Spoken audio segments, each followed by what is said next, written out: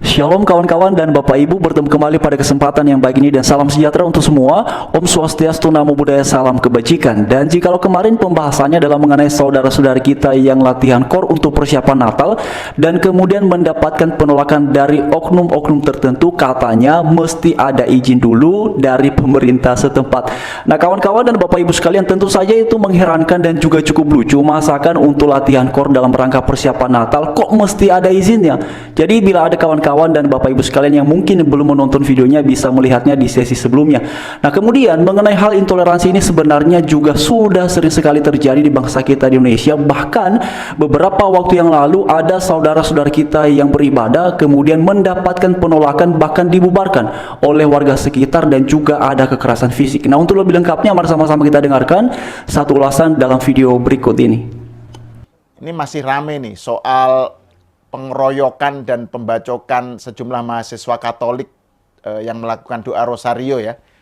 Dan ini menurut saya sesuatu yang menunjukkan bahwa isu intoleransi itu masih sering terjadi ya di Indonesia ya. Katolik sama Kristen ini berulang kali terjadi, dan kasusnya kali ini adalah bahwa mereka sedang ingin melakukan peribadatan rosario ya. Doa rosario ya. Doa rosario menjelang perayaan kenaikan Isa Al-Masih kan, atau kenaikan Yesus Kristus Ya, kenaikan Yesus sekarang. Kristus. Nah buat saya ini betul-betul apa yang dilakukan oleh kelompok-kelompok tersebut, yang dalam hal ini dipimpin oleh seorang ketua RT yang sering sekarang terkenal dengan nama Diding itu ya. Ya sebelum ini juga namanya Diding memang. Jadi bukan sekarang terkenal namanya Diding. Ya jadi si Diding ini ya, memimpin semacam sekelompok orang untuk melakukan serangan terhadap orang-orang Kristen Katolik yang sekedar sedang bernyanyi, ya, beribadah, bernyanyi di rumahnya, di tempat kosnya. Itu menurut saya adalah sebuah tindakan yang luar biasa biadab, dan ini bukan cuma melarang ya, ini pakai juga dibentak-bentak, didatangi, dimaki-maki oleh si Diding ini yang terkenal itu. Nah, Diding ini bahkan sampai mengucapkan kata-kata yang kasar, ya, yang barangkali tidak perlu kita sebut di sini saking kasarnya, dan kemudian mengatakan bahwa kalian ini tidak pernah mau dengar apa kata saya ya. Saya rupanya sudah sebelumnya pernah meminta agar itu tidak dilakukan di kos-kosan sana. Tapi kemudian ada juga sebagian dari orang-orang yang datang itu membawa golok ya, dan bahkan membacok dan menyabit lah paling tidak ya, sampai kan kita lihat tuh ada korban-korban yang luka-luka karena serangan tersebut. Dan pelakunya nggak bisa mengelak karena ada videonya kan ya, ada video yang beredar ya, gitu. Ada videonya, tapi yang terpenting adalah bayangkan orang-orang Kristen ini, Katolik ini, mahasiswa-mahasiswa Katolik ini hanya sekedar sedang melakukan peribadatan, menyanyikan rosario. Nggak ada sesuatu yang lebih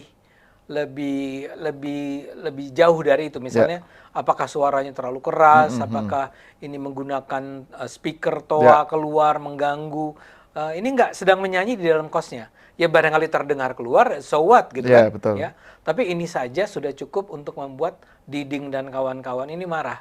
Menurut saya ada sesuatu yang serius ya terjadi di kalangan kelompok-kelompok Islam ini, dan ini tidak hanya terjadi di ini Tangerang Selatan kan ya, di Setu Babakan. Di Setu Babakan, kita juga dengar dulu pernah ada di Lampung, pernah ada di Cinere, pernah ada di Bogor, di berbagai tempat lainnya. Jadi ini bukan sesuatu yang hanya berlaku khusus di sebuah tempat.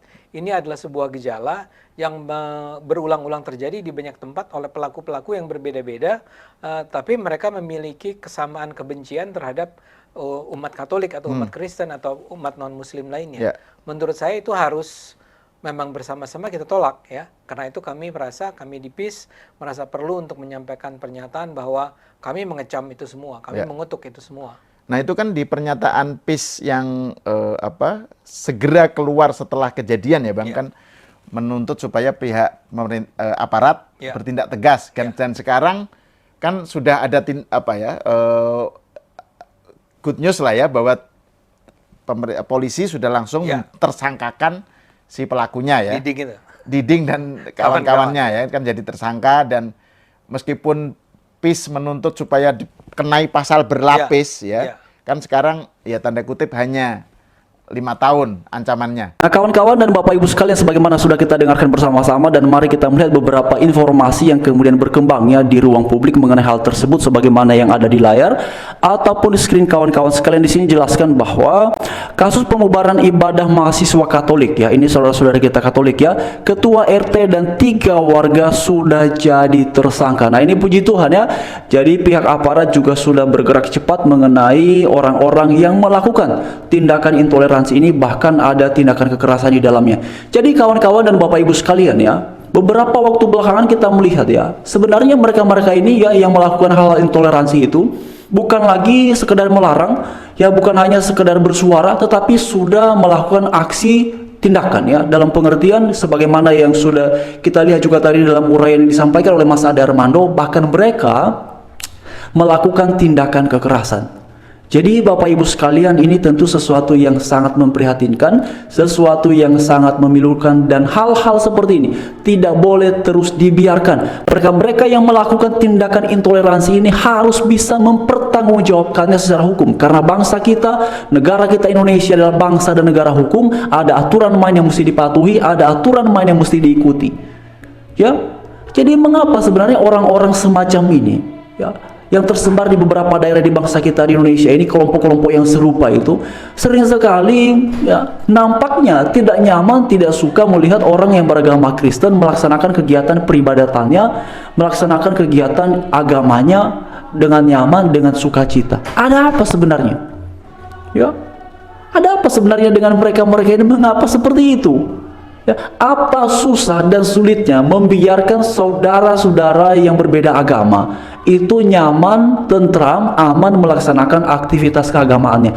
Nah, mengenai ini kawan-kawan, yang alasannya kalau ada orang Kristen beribadah di rumah itu kan katanya rumah itu kan bukan tempat untuk ibadah. Mari kita jujur, ya.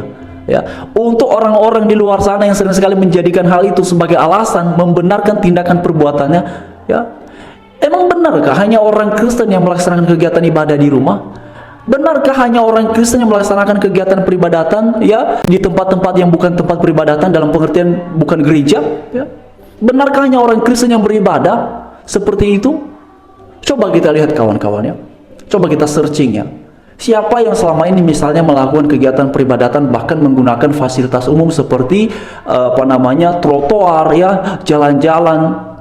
Siapa? Siapa selama ini kalau kita lihat, ya, bahkan jalan raya, jalan umum kemudian bisa dialihkan fungsinya karena dipakai oleh saudara kita yang mau melaksanakan kegiatan peribadatan? Siapa kawan-kawan? Apakah orang Kristen saja yang beribadah di tempat-tempat yang pada dasarnya bukan gereja? Jadi sebenarnya bagi saya secara pribadi tidak jadi sebuah persoalan. Siapapun di luar sana yang non-Kristen melakukan kegiatan ibadahnya, bahkan itu bukan di tempat ibadah, ya, tetapi di jalan, ya, di trotoar, ya, di fasilitas-fasilitas umum, bagi saya silakan saja, tidak jadi sebuah persoalan. Tetapi menjadi tidak fair, menjadi tidak adil bila ada orang Kristen mau ibadah di tempat yang bukan tempat peribadatan, misalnya bukan gereja, lalu kemudian terjadilah di sini pelarangan, pembubaran dengan alasan itu bukan gereja, itu bukan tempat ibadah.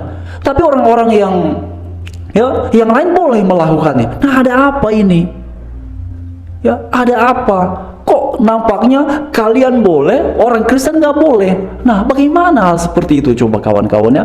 Dan kita semua tahu lah, ya, tindakan-tindakan intoleransi seperti ini bukan hanya 1-2 kali terjadi. Bahkan kawan-kawan, ya, kalau dalam uraian ini disebutkan, ya, yang jadi tersangkanya itu adalah ketua RT, ya.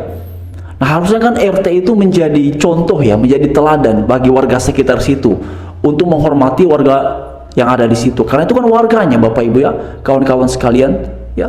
Tapi justru menjadi pelaku intoleransi. Nah, bagaimana ini?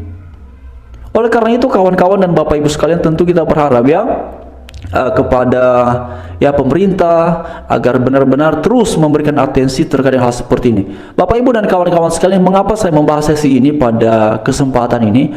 Ya, karena kemarin itu kan kita bahas, ya, orang mau latihan kor saja, kok mesti diwajibkan, mesti ada izinnya katanya, ya. Aturan apa itu? Perda apa yang ada sehingga kemudian mesti minta izin dulu buat dari pemerintah setempat? Itu mau latihan kor loh Bapak Ibu, mau latihan kor dalam rangka persiapan Natal, ya.